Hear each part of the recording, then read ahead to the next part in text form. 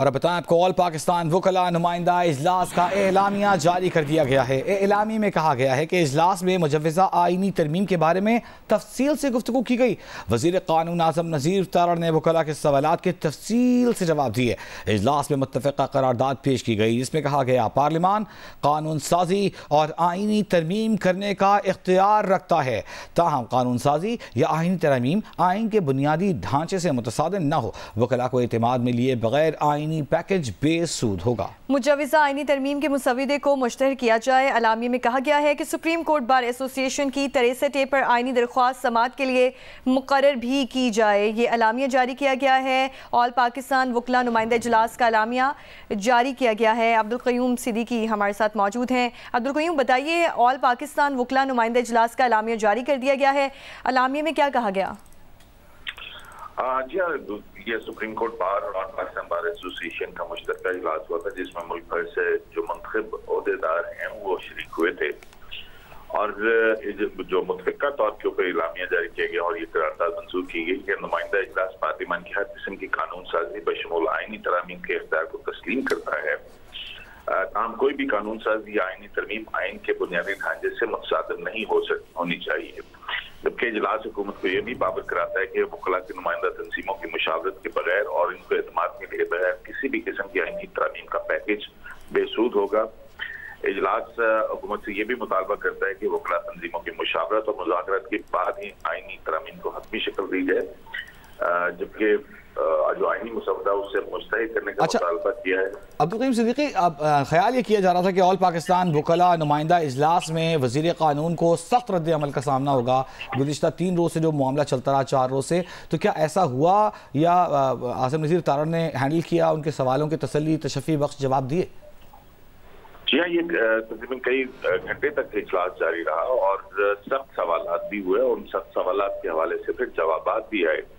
बल्कि वकला के जो सीनियर नुमाइंदे हैं उन्होंने तो यहाँ तक कहा था कि ये पार्लियामान का इख्तियार है और जब आइनी तरमीम होगी तो फिर उसके मुताबिक देखना चाहिए। हमें वकला को जो है वो इस तरह की कोई तजावीज़ नहीं रखनी चाहिए। लेकिन बहरहाल ये बात जरूर हुई थी कि वकला के अंदर एक तशवीश है कि आइनी अदालत के क़याम के हवाले से, लेकिन बहुत सारे ऐसे सवालात थे जो तल्ख सवालात थे जिस पर वफाकी वज़ीर क़ानून जो है उन्होंने वकला नुमाइंदों को एतमाद में दिया।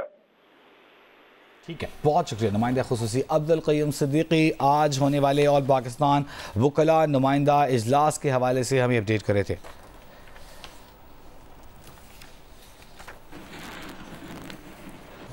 तो आगे बढ़ते हुए आपको बताएं कि लेबनान में पेजर्स के बाद वॉकी टॉकी से सोलर सिस्टम में धमाके हुए। धमाकों में 20 अफराद हलाक और सैकड़ों जख्मी हो गए। लेबनानी वजारत मवासलात का कहना है कि फटने वाले वॉकी टॉकी सेट पुराने जापानी मॉडल के हैं। जापानी कंपनी की अपनी तैयार करदा वॉकी टॉकी में धमाकों की खबरों पर तहकीकात जारी हैं। बयान में कहा गया है कि उनकी वॉकी टॉकी की तैयारी और बरामद गुज़िश्ता 10 साल से बंद है। दूसरी जानब इसराइल की हिज़्बुल्लाह को मज़ीद नए हरबों के इस्तेमाल की धमकी। तकरीबन 10 से 20 हज़ार फ़ौजी गज़ा की पट्टी से लेबनान की शिमाली सरहद पर मुंतकिल करने का ऐलान। हर मरहले पर हिज़्बुल्लाह को बड़ी कीमत अदा करनी होगी, ये कहना था वज़ीर दिफ़ा का इसराइली। लेबनान डिवाइसेस धमाकों पर अक़वाम मुत्तहिदा की सलामती काउंसिल का इजलास जुमे को तलब कर लिया गया है। मंगल को पेजर धमाकों में 19 अफराद जाँ बहक जबकि 4000 से ज़ायद जख्मी हुए थे। लेबनानी वज़ीर ख़ारजा ने धमाकों को खुली जंग का पेश खैमा करार दे दिया है। हिज़्बुल्लाह के सरबराह हसन नसरुल्लाह आज शाम खिताब भी करेंगे।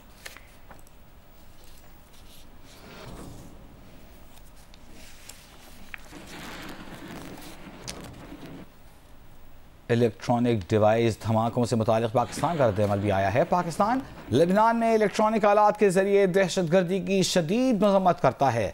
इसराइल की मुहिम जुई इलाकाई आमन के लिए खतरा है। तर्जमान दफ्तर खारजा की हफ्तावार ब्रीफिंग। आलमी कवानीन की खिलाफ वर्जी पर इसराइल से जवाब तलब करने का मुतालिबा कर दिया। तर्जुमान ने कहा कि पाकिस्तान लेबनान की खुद मुख्तारी और सलामती की मुकम्मल हिमायत भी करता है। पाकिस्तान लेबनान में इलेक्ट्रॉनिक आलात के जरिए दहशतगर्दी की शदीद अल्फाज में मजम्मत करता है।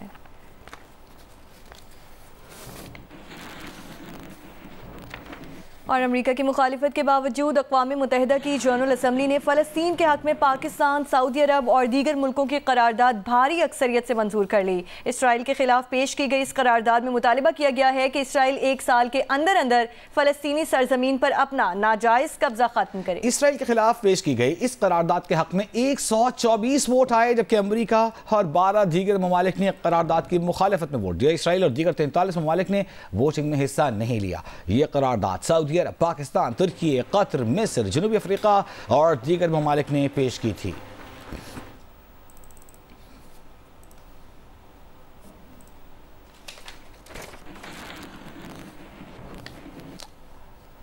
इलेक्शन कमीशन का इस्लामाबाद के 3 हलकों के इलेक्शन ट्राइब्यूनल तब्दील करने का फैसला कलअदम करार दे दिया गया है। इस्लामाबाद हाई कोर्ट ने इलेक्शन कमीशन को दोबारा फैसला करने की हिदायत कर दी है। अवैस यूसुफ से हमारे साथ मौजूद हैं। अवैस, बताइए, इलेक्शन कमीशन का इस्लामाबाद के 3 हलकों का इलेक्शन ट्राइब्यूनल तब्दीली का फैसला कलअदम करार दे दिया गया है।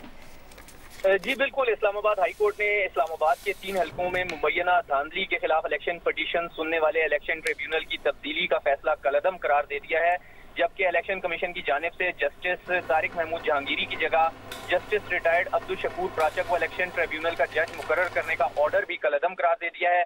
अदालत ने मामला वापस इलेक्शन कमीशन को भिजवाते हुए दोबारा फैसला करने की हिदायत की है।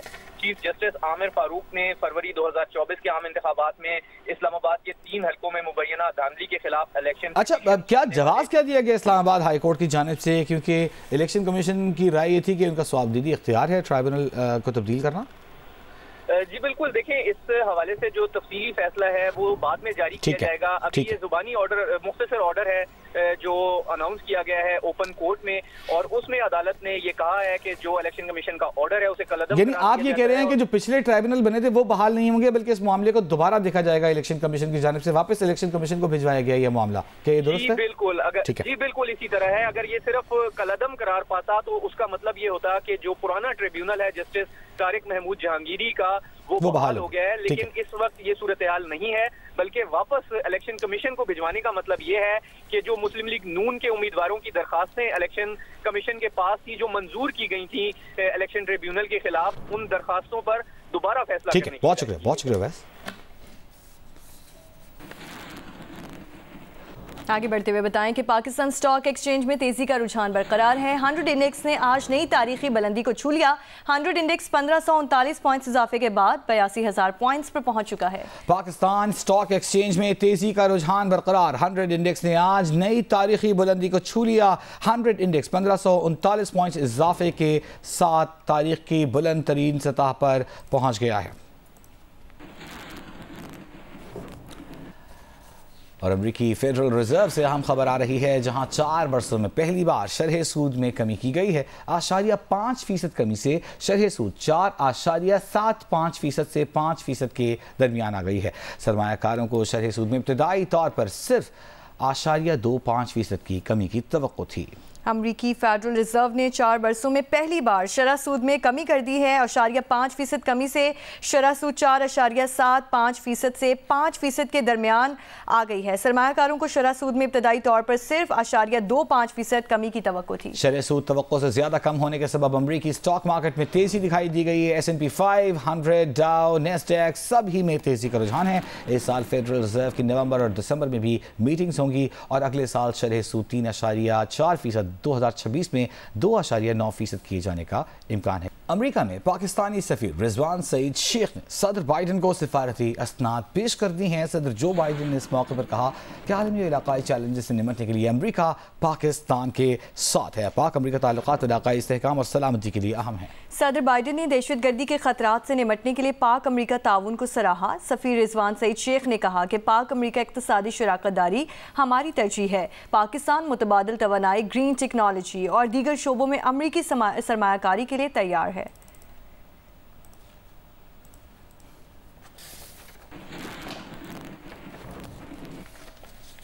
पाकिस्तान ने दुनिया को अफगानिस्तान के अंदर और वहां से पैदा होने वाली संगीन दहशतगर्दी के खतरे से दुनिया को खबरदार कर दिया। पाकिस्तान के मुस्तकिल मंदूब बराए अक़वाम मुत्तहिदा मुनीर अकरम का सलामती काउंसिल के इजलास से खिताब। कल अदम TTP को अफगानिस्तान में सबसे बड़ी दहशतगर्द तंजीम करार दे दिया। मुनीर अकरम ने कहा कि ये फितनतुल खवारिज अब मजीद ब्रिगेड जैसे अलहदगी पसंद गिरोहों के साथ राबता कर रहा है। बोले पाकिस्तान इलाकाई और बैन अल-अक़वामी तंजीमों के साथ ताउन करने के लिए तैयार है ताकि TTP के खतरे को ख़त्म किया जा सके।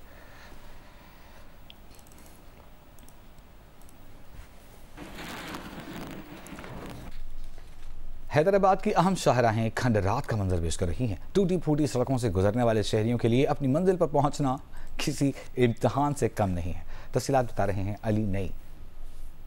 हैदराबाद की अहम शाहराहें खंडरात का मंजर पेश कर रही है। इस वक्त भी मैं लतीफ़ाबाद 2 नंबर के मेन रोड पर मौजूद हूँ। ये सड़क इंतहाई टूट फूट का शिकार है, गड्ढे पड़े हुए हैं और यहाँ से गुजरने वाली गाड़ियों के पार्ट्स भी टूट फूट का शिकार होते हैं। अगर हम हैदराबाद की दीगर अहम शाहराहों की बात करें जिसमें तिजारती हब जो आटोभान रोड है उसकी भी यही सूरत हाल है। इसके अलावा पुरानी सब्जी मंडी का इलाका हो, हाली रोड का इलाका हो या फिर इस साइड एरिया का इलाका हो और लाइन चैनल रोड हो, तमाम ही इलाकों के से गुजरने वाली सड़कों की सूरत हाल इस सड़क से मुख्तलिफ नहीं है। शहरियों का मुतालबा है कि हैदराबाद के इंफ्रास्ट्रक्चर को बेहतर करने के लिए, शहर की सड़कों को बनाने के लिए फिलफौर इक़दाम किए जाएँ और हैदराबाद शहर के लिए एक खुसूसी पैकेज का ऐलान किया जाए। बराह रास्त लिए चलें इस्लामाबाद। वज़ीर आज़म के कोऑर्डिनेटर राना एहसान इस वक्त मीडिया से गुफ्तगू कर रहे हैं। तो वो 4% पे है और ये आपकी जो सूबाई गवर्नमेंट्स हैं जिसमें पंजाब हुकूमत का मैं ज़रूर जिक्र करूँगा, जिसकी मॉनिटरिंग की वजह से आप देख रहे हैं कि फूड इन्फ्लेशन में भी ईयर ऑन ईयर सिर्फ 4% पे आ गई और इसका अगर आप मुआवजा करें 1 साल पहले तो ये 38% के ऊपर थी और आप कोलैप्स की बातें कर रहे थे, आप इस मुल्क के ऊपर डिफ़ॉल्ट की बातें कर रहे थे।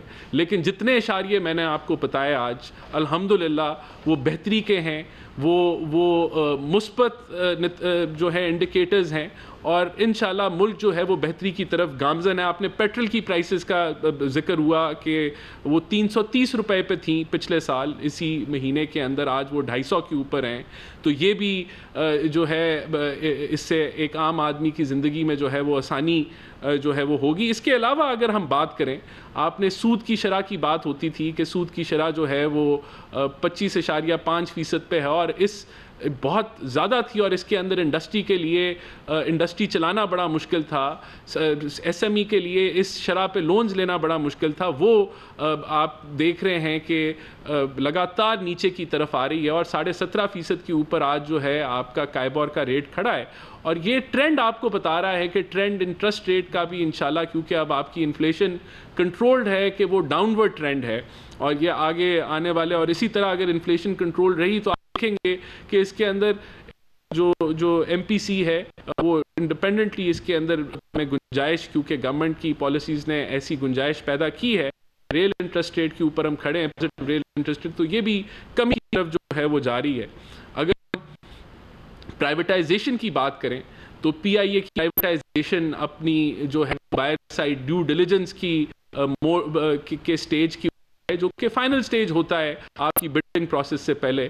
तो अभी हम देख रहे हैं कि इंशाल्लाह ये माइलस्टोन भी रीच जो है वो ये गवर्नमेंट करेगी अंडर लीडरशिप ऑफ मियां मोहम्मद शहबाज और ये भी चीज़ें पॉजिटिव और ये माइलस्टोन के बाद इंशाल्लाह हम प्राइवेटाइजेशन को और तेजी से जाएंगे। डाउन साइजिंग में आपने देखा गवर्नमेंट कितना सीरियसली काम कर रही है, डाउन साइजिंग की तरफ जो है गवर्नमेंट का कितना फोकस है। और कोऑर्डिनेटर राना एहसान अफजल इस्लामाबाद में प्रेस कॉन्फ्रेंस कर रहे हैं। सूरज की तपश और समुद्री हवाओं की रफ्तार में कमी के बायस कराची में दिन गर्म रहने लगे हैं। आइंदा आने वाले दिनों में मौसम कैसा रह सकता है, उनीबा ज़मीर शाह आगाह कर रही हैं। कराची में सितंबर के उन दिनों का आगाज़ हो गया है जब दिन गर्म गुजरने लगते हैं। इस वक्त मतला जुज़वी अबर आलूद है, लेकिन जो थोड़े बहुत बादल मौजूद हैं वो धूप की तपिश को रोक नहीं पा रहे। समंदरी हवाओं की रफ्तार में भी कुछ कमी आई है, जिसकी वजह से कराची में इन दिनों दर्जा हरारत में इजाफा हो रहा है। कराची में ज़्यादा से ज़्यादा दर्जा हरारत 33 से 35 डिग्री सेंटीग्रेड के दरमियान रह सकता है, जबकि समंदरी हवाएँ दिन के वक्त में 10 से 15 किलोमीटर फ़ी घंटा की रफ्तार से चल सकती हैं। हवा में नमी के ज़ायद तनासुब की वजह वजह से दर्जा हरारत को महसूस करने की शिद्दत 38 से 40 डिग्री सेंटीग्रेड के दरमियान रह सकती है। शाम में समुद्री हवाओं की रफ्तार में इजाफे का इम्कान है और समुद्री हवाएं 20 से 25 किलोमीटर फी घंटा की रफ्तार से चल सकती हैं, जिसकी वजह से समुद्री बादल भी शहर में मौजूद रहेंगे शाम के वक्त में, और शाम में मौसम काफ़ी बेहतर हो सकता है। महकमा मौसमियात के मुताबिक कराची समेत सिंध में फ़िलहाल बारिश का कोई भी इम्कान मौजूद नहीं। सितंबर का महीना आम तौर पर गर्म ही गुजरता है और ये भी इम्कान है कि अक्टूबर के दिन भी जो होंगे वो गर्म ही रह सकते हैं कराची समेत सिंध में। पेशावर में मतला साफ और मौसम खुश्क है, तहम हब्स और गर्मी की शिद्दत में कमी आई है। महकमा मौसमियात के मुताबिक आइंदा 24 घंटों के दौरान पेशावर समेत खैबर पख्तूनख्वा में मौसम खुश्क रहने का इम्कान है। मजीद बता रही हैं नुमाइंदा जियो न्यूज़ उरूबा इब्राहिम। जी, पेशावर में गुज़िश्ता कई रोज़ से जो गर्मी और हब्स का राज था उसका जोर टूट गया है। हल्की हवाएं चलने के बायस दिन के औकात में मतला साफ होने के बावजूद भी गर्मी और हब्स कम महसूस की जाती है। इस वक्त भी मतला मुकम्मल तौर पर साफ है, धूप निकली हुई है, हल्की हवाएं भी चल रही हैं। महकमा मौसमियात के मुताबिक आज कम से कम दर्जा हरारत 24 डिग्री सेंटीग्रेड रिकॉर्ड किया गया है, जबकि ज़्यादा से ज़्यादा 37 डिग्री सेंटीग्रेड तक बढ़ने का इम्कान है। हवा में नमी का तनासुब 80% रिकॉर्ड किया गया है। महकमा मौसमियात के मुताबिक गुज़िश्ता 24 घंटों के दौरान सूबे में सबसे ज्यादा दर्जा हरारत बियाई खान में 39 डिग्री सेंटीग्रेड रिकॉर्ड किया गया है। महकमा मौसमियात का कहना है कि आइंदा 24 घंटों के दौरान भी पेशावर समेत खैबर पख्तूनख्वा में मौसम इसी तरह खुश्क और साफ रहेगा। जी, मारूफ शायर और सहाफ़ी अजमल सिराज अलालत के बायस कराची के निजी अस्पताल में इंतकाल कर गए। शायर और सहाफ़ी अजमल सिराज तवील अरसे से फेफड़ों के आर्से में मुब्तला थे और कराची में स्टेडियम रोड पर वाक़े निजी अस्पताल में ज़ेरे इलाज थे। अहले खाना के मुताबिक उनकी उम्र 56 बरस थी। अजमल सिराज की नमाज जनाजा आज बाद नमाज असर तैयबा मस्जिद ज़मान टाउन कोरंगी में अदा की जाएगी।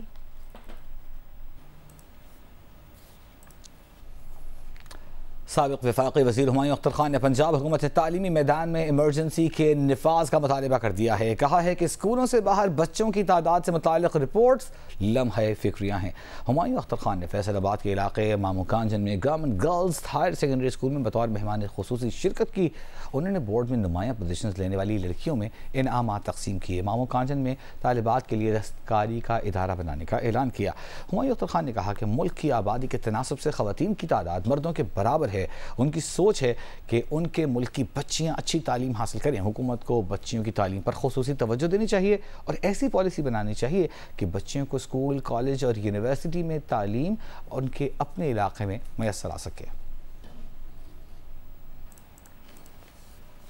दीगर खबरें शामिल करें और आपको बताएं क्रिस्टियानो रोनाल्डो का सिक्का अब सिर्फ फुटबॉल के मैदानों में ही नहीं बल्कि पुर्तगाल में भी चलेगा। पुर्तगाल में इनके एजाज़ में जारी होने वाला 7 यूरो का सिक्का करेंसी के तौर पर काबिल कबूल होगा। दुनिया भर के फुटबॉल मैदान में अपना सिक्का जमाने वाले क्रिस्टियानो रोनाल्डो अब उनके नाम का सिक्का पुर्तगाल में भी चलेगा। हुकूमत की जानिब से रोनाल्डो को ज़बरदस्त खराजे तहसीन पेश किया गया है और 7 यूरो का सिक्का जारी किया है जो मुल्क में करेंसी के तौर पर काबिल कबूल होगा। फुटबॉल के मैदानों में रोनाल्डो ने लातादाद एजाज़ अपने नाम किए। उनमें से सबसे ज़्यादा 131 इंटरनेशनल गोल्स का आलमी रिकॉर्ड भी शामिल है।